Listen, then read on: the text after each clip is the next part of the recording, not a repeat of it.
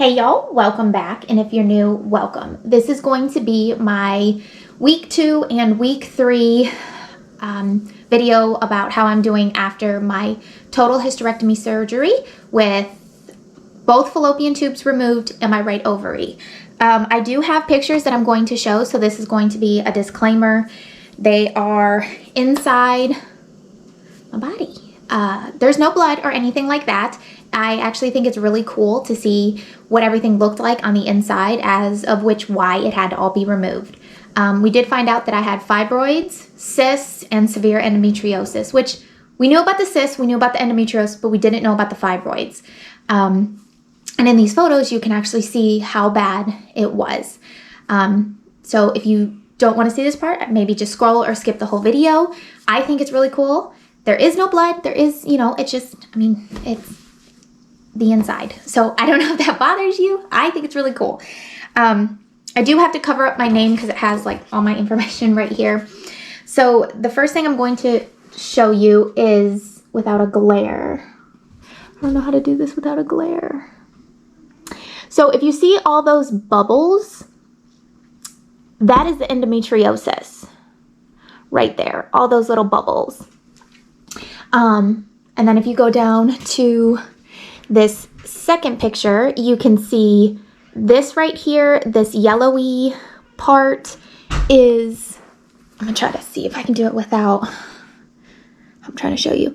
This yellowy part right here is your intestine of where your poop is.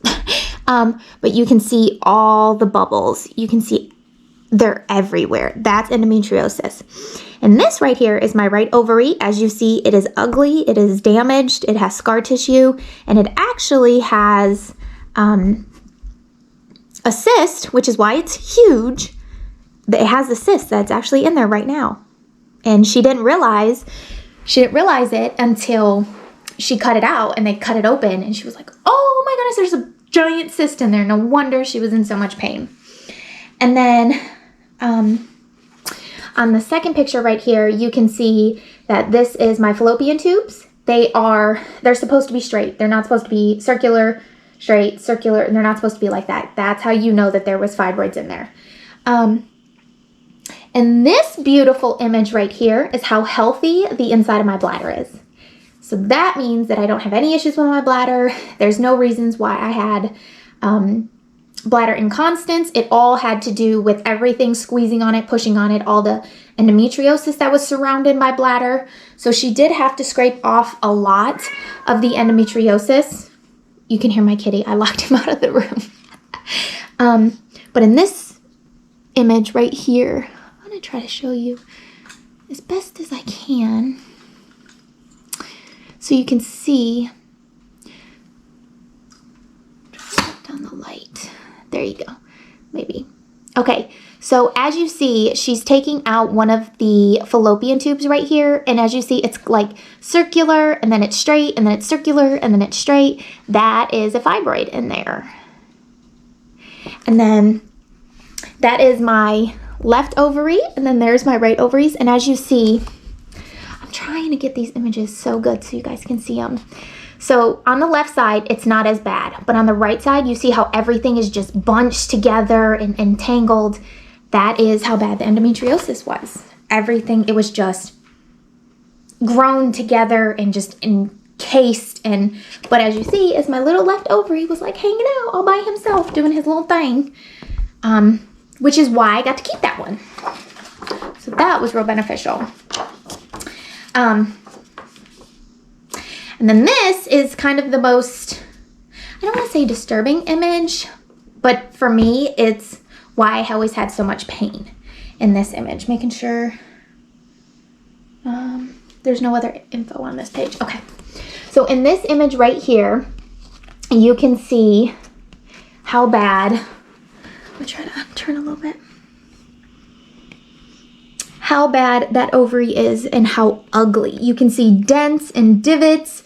And then this right here is how swollen the fallopian tube is, because that's the fallopian tube right there. So that's how swollen the fallopian tube and how it's grown into my intestines Isn't that crazy? That's crazy. So she had to cut all that, burn all that, and take care of that. This image right here is my stomach, which is kind of a crazy story because when they do this surgery, your stomach is supposed to be flat. As you see, mine is very round and was very unhappy that I had tubes in my throat and my stomach was very upset. So she said she would watch it. I actually threw up with the tubes in my mouth, and they said that it was actually the first time they've ever seen something like that. Because she was in there, and as she was taking these photos, she watched my stomach spaz. And then, whoop, the anesthesiologist was like, oh, she just threw up everywhere. Can we take a break? No idea. I was sleeping. But they all knew that I'm very sensitive, my stomach, and she goes, I can see why. This is another picture of, where are we at? Right here. Another picture of my perfect bladder. And then this is the job after. This is everything done. You can see, oh, this damn glare. My left ovary still there, but everything, the space that was taken up.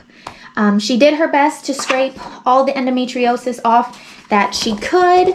Like I said, that's how it looks. You can see all the little bubbles. You can see everything. And it's just crazy that that's not how things are supposed to look. So now we're just going to get into how I've been doing. I've honestly been doing great. I haven't had any issues or complaints besides the fact on week 3, I have a lot of lower pressure. When I go pee or I go poop, the gas bubbles are like debilitating. Like you get hunched over and you like hold your breath and you got to breathe.